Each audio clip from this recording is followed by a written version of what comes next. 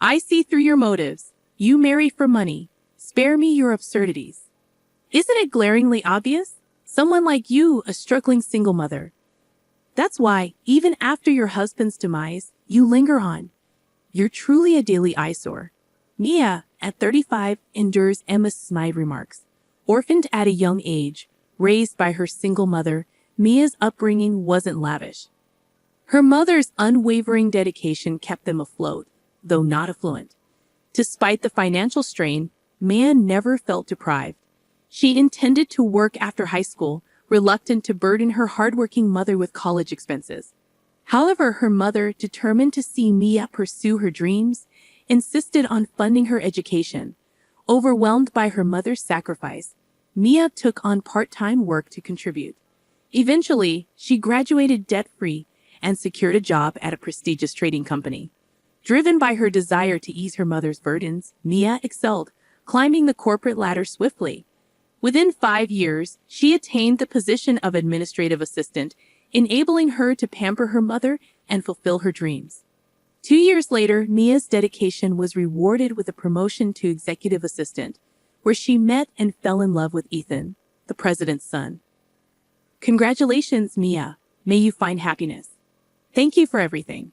Mia's heartfelt gratitude brought tears to her mother's eyes, radiating joy. However, their bliss was fleeting. Just 2 years into marriage, tragedy struck as Ethan suddenly passed away. Shocked and speechless, Mia struggled to comprehend the abrupt loss. The grief mirrored by Benjamin, the bereaved father, compounded her pain. Amidst their mourning, one person remained unaffected: Emma. Living together post-marriage, Mia couldn't ignore Emma's indifference. Emma, unrelated to Ethan by blood, had entered Benjamin's life when Ethan was just a child, seeking companionship after his wife's death. No need to worry, Mia. Everything Ethan owned is mine anyway. Lighten up, it was just a jest. A little levity in these somber times could do us all good. But alas, your hopes of inheriting our wealth have vanished. Never did I expect such audacity from you. Marrying a man like Ethan solely for love? Unbelievable. Cease your baseless accusations. Ethan was irreplaceable to me. Emma assumed Mia would depart upon Ethan's demise. Yet Maya remained, witnessing Benjamin's stoic facade crumble beneath the weight of his grief. She couldn't bear to abandon him to Emma's callousness. Their home, brimming with memories of Ethan, became her sanctuary.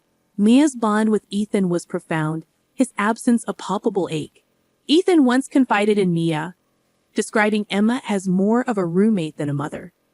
Emma's facade shattered in Ethan's absence, revealing her true nature. Mia chose to stay, honoring Ethan's memory and supporting Benjamin through his anguish. Despite Emma's disdain, Maya remained steadfast, unwilling to relinquish the home she shared with Ethan, where their love lingered in every corner. I'm counting on you to look after Ethan, Ethan's father would say. Of course, Ethan is dear to me too. Knowing you're here for him allows me to focus on my work, Emma would reply with a smile. Don't worry about a thing. Give your best at work, Ethan's father reassured her. Thank you. Have a good day. But as soon as the door closed behind him, Emma's smile faded. Ah, finally, he's gone. Now where should I go today? Perhaps I'll invite a friend to the movies, she mused. You're heading out again? Mia would inquire. Yes, any objections? Emma retorted. Oh no, just remember not to bother your father unnecessarily. He's working hard for you. If you raise concerns, he'll worry and won't be able to concentrate. Just quietly study at home, Maya reminded her. That was our daily routine, yet it didn't seem to trouble Ethan much once he got accustomed to it. In fact, he found solace in not being overly scrutinized. As a child, he viewed Emma as a chameleon. I don't really mind. I see her as Dad's wife, not my mom, Benjamin expressed. He was grateful to Emma for stepping in when he was young, allowing his father to focus on work. Benjamin inherited the company from his step-grandfather and demonstrated a natural talent for running it. As soon as he assumed control, the company flourished. Managing 5 businesses with annual revenues in the high hundreds of millions kept Benjamin relentlessly busy. My husband recounted how Benjamin barely had time to relax at home when he was a child. Witnessing his father's exhaustion, My husband refrained from burdening him with trivial matters like Emma's behavior. He felt adequately cared for and kept his concerns about Emma to himself. He was easygoing, never the typical heir to a vast empire. Were you ever upset about it? Nah, not really. As long as she was home, Dad was at ease, able to focus on work. We never went hungry, and there were always snacks. I see, my husband chuckled. I admired that about him. They weren't unkind to me. They just weren't overly doting. Emma would throw sarcastic remarks my way occasionally, but I brushed them off as typical in-law banter. Besides, she kept busy with theater outings, shopping, and dining with friends. Since I was occupied with work, our paths seldom crossed, and her remarks didn't bother me much. If my husband didn't find Emma's spending problematic, I saw no reason to raise the issue. Yet Emma's lavish expenditures, contrasting with my frugal upbringing, unsettled me. It seemed wasteful. But without Benjamin or my husband expressing concern, I kept my thoughts to myself. However, after my husband's passing, Emma's carefree shopping and lack of grief for Ethan intensified my discomfort. Emma, please support Benjamin. Despite his facade, he's truly lonely, I urged. Why should I heed your words? Are you plotting to snatch our inheritance? Emma retorted. I've never entertained such thoughts. Well, Ethan's gone. Why don't you leave too? I'm staying. Benjamin said I'm welcome as long as I need. Emma shot me an annoyed glance but said no more. Perhaps relieved I wasn't a threat to Benjamin's wealth. Yet, as years passed, Emma's irritation with my presence grew evident. Her barbed remarks stung deeper. I questioned if it was right to remain where my husband was absent. Maybe returning to my single mother was best. Enduring Emma's sarcasm felt unbearable. My mother turned 60 this year, marking 3 years since my husband's passing. Contemplating my future, Benjamin's collapse changed everything. Although the company remained stable due to his prepared successors, Emma's demeanor shifted noticeably. That man got what he deserved. He's been miserly lately. What do you mean by stingy? Emma inquired. Our credit card limit got reduced, and our living expenses have been trimmed. Is the company facing difficulties? I responded. I doubt it. Remember last year you missed our husband's 3rd anniversary ceremony because of a hangover from a wild night out. Benjamin, who rarely checked on your spending, caught wind of it through the credit card bill. Missing our son's memorial was a breaking point for him, I explained. In his anger, Benjamin decided to restrict your spending. Despite that, you still receive enough for a comfortable life.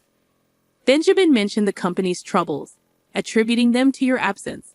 Don't act clueless. You're aware too, all because we lost our son. How does that justify jeopardizing the company? I added. No, I genuinely didn't know. But he claims, despite his condition, he's going to rest at home and live a long life. He's been telling everyone that the doctors said he could live to 100, I shared. That's reassuring, Emma commented. It's not. If he lives that long needing care, it won't be a laughing matter, I retorted. Emma's flared nostrils hinted at an impending outburst against Benjamin. Her derogatory remarks about him left a bitter taste. Who did she think had been funding her extravagant lifestyle? Even if Benjamin's company faced troubles, she could at least offer support, I thought. Then Emma dropped an unexpected bombshell. So I've decided to divorce him. Excuse me? Consider it. The company might be facing trouble. What if we end up in debt? It's prudent to settle the property and leave before we're penniless. Are you planning to abandon Benjamin when he needs assistance? I can't handle caring for a bedridden old man with no funds left. I intend to secure what I can before his will is depleted and bid farewell. Is that clear? Emma's calculated words, delivered with a hint of triumph, filled me with revulsion. However, just a week after our conversation, Benjamin's health took a drastic turn, leading to his swift demise. He's gone too, just 3 years after my husband. It felt like the world plunged into darkness. Benjamin's voice echoed that of my husband's. Sometimes conversing with him felt like speaking to my husband. Losing the ability to converse with him, to hear his voice, was unbearable. Oh dear, he's departed to the afterlife. What impeccable timing. There are still assets left, correct? His company hasn't collapsed yet. Perhaps he passed before accruing debt on my behalf. It serves as a reminder of how callous you sound, Emma, to be pleased despite Benjamin's recent passing. Oh, you've noticed. Unfortunately for you, there's no inheritance coming your way. I have preferred Benjamin's presence over any inheritance. Spare me the moral high ground. Now you're just putting on a show, trying to impress others, aren't you? Even if you asked, there wouldn't be a penny to spare. Despite Benjamin's demise, it seemed Emma's mind remained fixated on money. How could she be so devoid of compassion? Contemplating this, my sympathy for Benjamin deepened, further exacerbating my grief. In that case, you needn't bother attending the funeral. What? Are strangers prohibited from attending? I understand. That's the situation. Emma appeared detached from reality, but I saw no necessity in enlightening her. Are you certain? Absolutely. With him gone. As his spouse, I'm in charge. Crystal clear. Consequently, Benjamin's funeral took place quietly 2 days later, attended solely by close relatives, adhering to his preference for a modest service rather than a grand company affair. After the service, I noticed several missed calls from Emma on my phone, yet I chose not to respond. Despite her repeated attempts to reach out, I remained steadfast in ignoring her. Then, unexpectedly, she appeared at my workplace one day. I finally caught you. Why haven't you been returning my calls? Oh, Emma, how may I assist you? Still stirring up trouble? I was kicked out of the funeral home. If anyone should have been excluded, it's you. I called you numerous times on the day. What's the deal with ignoring me, huh? Well, you're no longer associated with my mother-in-law. What? But you said strangers weren't permitted at the funeral, so we had a family-only service. I simply asked Emma, now a stranger, not to attend. You're the stranger here. No, the real stranger is Emma. What? When Benjamin fell ill and faced the prospect of being bedridden, Emma served him divorce papers. She seemed to believe that because Benjamin was hospitalized, he had departed to heaven without finalizing the divorce. However, those papers, Benjamin had entrusted me to submit. So, in name and in reality, Emma is a stranger to us now. Benjamin confided a lot in me back then. Apparently, he informed Emma about the company's precarious situation and the looming possibility of debt. He suggested a more modest lifestyle for just the two of them. Emma's response was cold. Then it's probably best to split before you're overwhelmed by debt. A month after that conversation, Benjamin collapsed. Even upon regaining consciousness, he knew his health was dire. He confessed to Emma that he might have to relinquish control of the company and rely on her for care. As expected, Emma proposed a divorce. She likely sought to secure assets before his demise. However, Benjamin, realizing his limited time, had already allocated most of his assets to charities and appointed successors. There was little left for Emma. Her face paled upon learning this. So I get nothing. Well, strictly speaking, it's not exactly zero. I did leave a few $100s in savings, I admitted. A few $100s? That's hardly enough, Emma scoffed. Even though Benjamin had forewarned me of this, articulating it made me appreciate his thoroughness. He evidently wished to keep any property disputes with Emma to a minimum. Perhaps it was Emma's behavior following her husband's passing that motivated Benjamin's resolve. But there's still the house. If I sell that... Oh, yes. Please vacate the premises as soon as possible, I interjected. I'm staying with Mom for now, but I intend to return eventually, Emma asserted. What are you implying? You're essentially a stranger. You hold even less claim than I do. As I mentioned earlier, the true stranger here is you, Emma, now divorced. Furthermore, the house was originally inherited by Benjamin from his grandfather, exempt from property division in a divorce. So why should you have the right to reside there? Because upon marriage, Benjamin and I mutually adopted each other. What? So I'm entitled to inherit Benjamin's property. He left me that house, Emma exclaimed. It's rather incredulous, isn't it? The notion of adoption was initiated by Benjamin himself. When we married, I didn't dwell on it much. In his eyes, I was to be his daughter marrying his son. Hence, I accepted that notion. However, upon my husband's passing, I refrained from disclosing this. I feared Emma would misconstrue it as an attempt to seize the family fortune. I have tasks to attend to. Would you kindly depart? I requested. I informed Emma that any communication should go through our respective legal representatives. I've sought counsel from our company's legal team, I continued. I had security escort Emma out of our company premises. I explicitly barred her from returning. Despite her resistance, she complied when I threatened to involve law enforcement. She made several attempts to contact me thereafter, all of which I ignored, I recounted. Her relentless pursuit of our wealth only resulted in a deluge of complaints to our lawyer. Our company's financial standing was robust, which baffled Emma. She argued that bankruptcy should yield assets to divide. However, the company had transitioned to a new owner before Benjamin's demise, rendering it beyond his possession. Consequently, Emma had no claim. The family's properties had already been allocated in the divorce prior to Benjamin's death.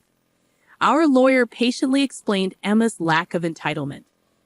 Frustrated, our lawyer divulged Emma's persistent attempts. Misguided in her belief of inheriting, Emma had amassed debt on her credit card, now struggling to repay it. She worked multiple jobs from dawn till dusk to meet her financial obligations. Yet her fiscal woes were not my concern, I emphasized. Emma was a decade younger than Benjamin, marrying him at 25 and now at 55. Their nearly 30-year marriage entitled her to survivor benefits from Benjamin's Social Security contributions, even after their divorce. However, eligibility hinged on her turning 60, still 5 years away. Additionally, she needed to file for a pension division within 2 years of their divorce. I doubted Emma's awareness of these stipulations, nor did I feel inclined to enlighten her. Her welfare was neither my concern nor my responsibility, I stated firmly. And so, I reside in the home once shared with my mother, Benjamin, and my husband. Days passed tranquilly. Memories of my husband and Benjamin evoke both smiles and tears. Yet, recalling their warmth spurs me to embrace each day with a smile, I concluded.